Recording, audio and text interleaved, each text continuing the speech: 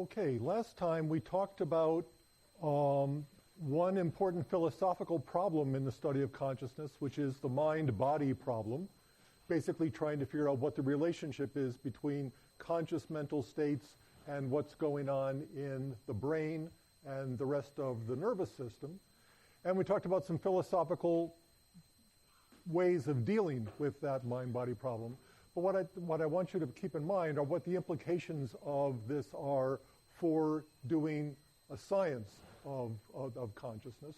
And I left you at the last, in the last moments of the lecture with a group of investigators who would really like to abandon minds entirely and just talk about bodies. That is, to get rid of the mentalistic language of psychology and focus entirely on the objective physiological language of neuroscience.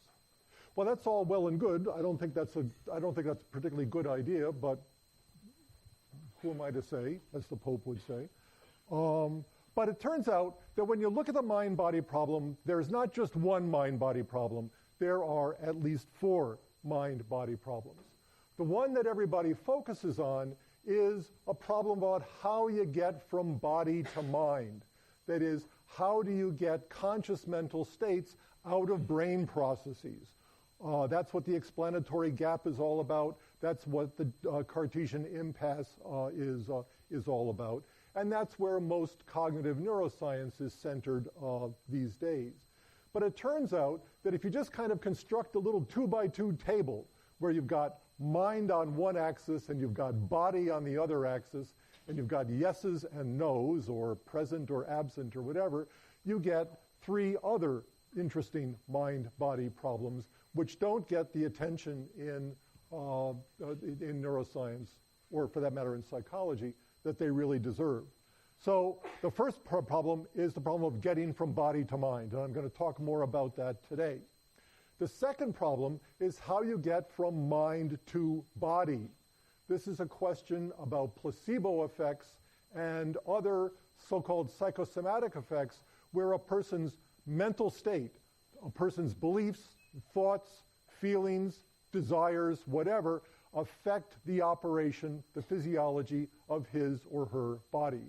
I'll start talking about that today and finish next Monday. Then there's the problem of mind without body, which is to say, are minds always embodied in brains?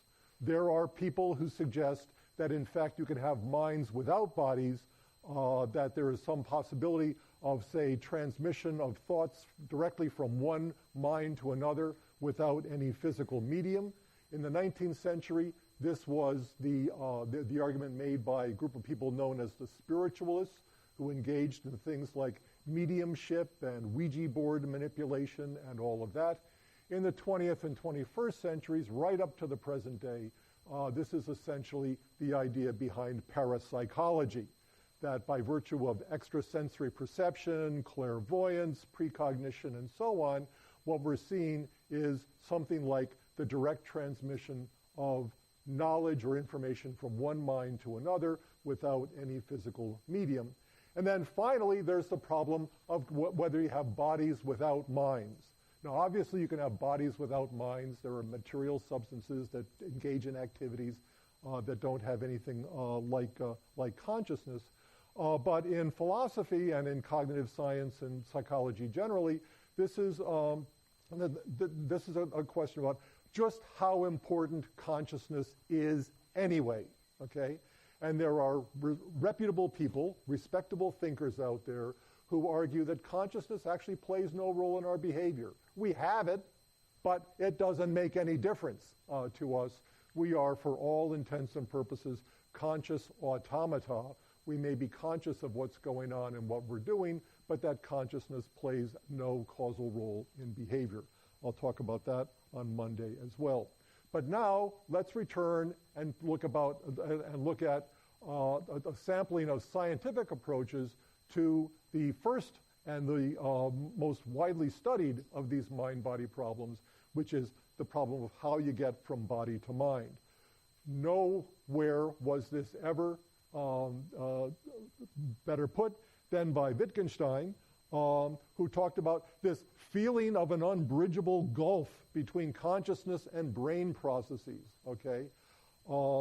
And at least for rhetorical purposes, Wittgenstein expressing amazement that something like a conscious mental state could be produced by a process in the brain.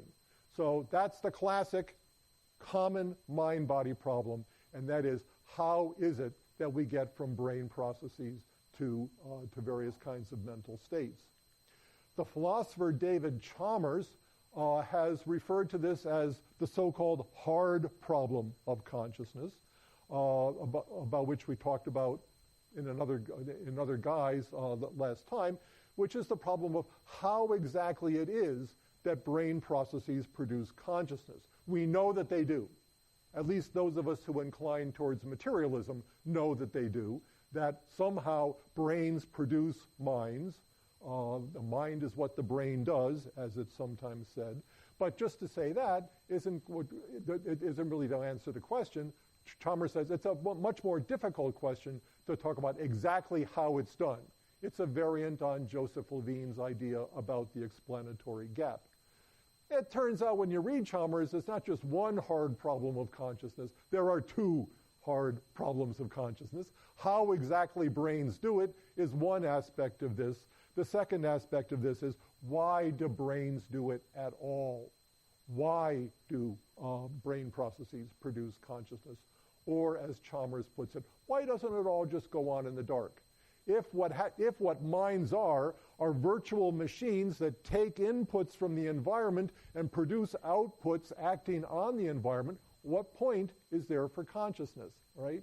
You can, why can't you just do all of that, perform all of those functions without any kind of consciousness at all?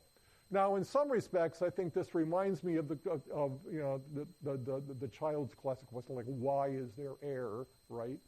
But at another level, it's a serious problem. What would consciousness make a difference to in our ordinary life? Now, nobody has a solution to the hard problem, to Chalmers' hard problem of consciousness.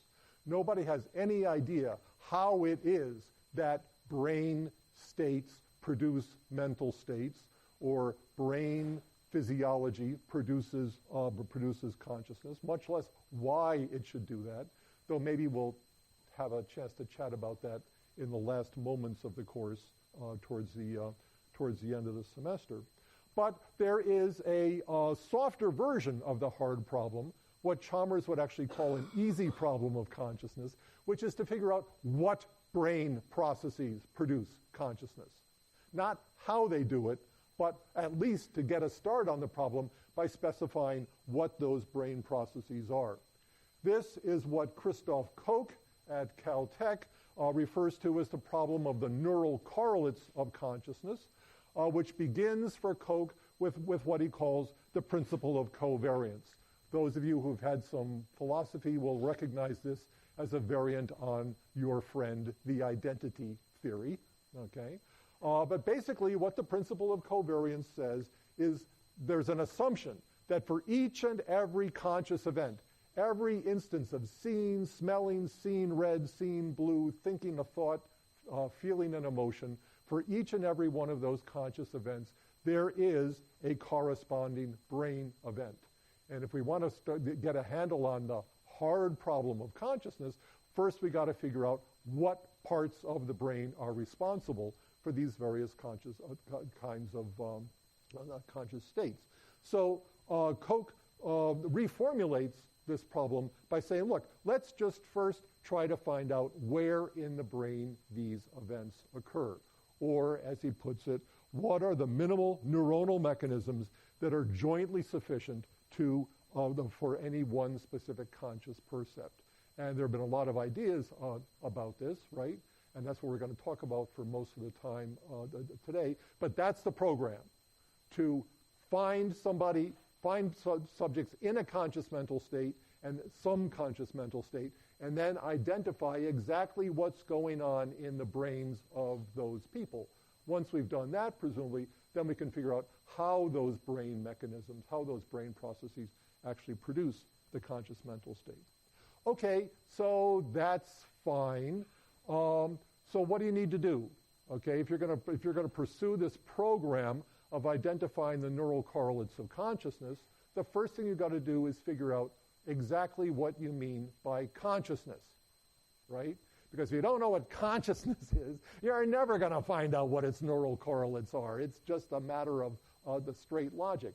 And that brings us to this problem. Exactly what do we mean by consciousness, and exactly what aspects of consciousness are we going to talk about?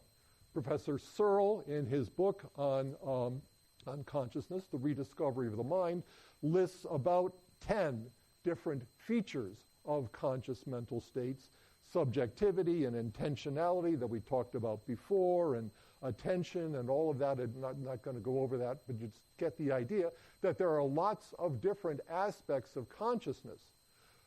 Professor Lakoff in the linguistics department has compiled a similar list where he looks at these various aspects of what consciousness are.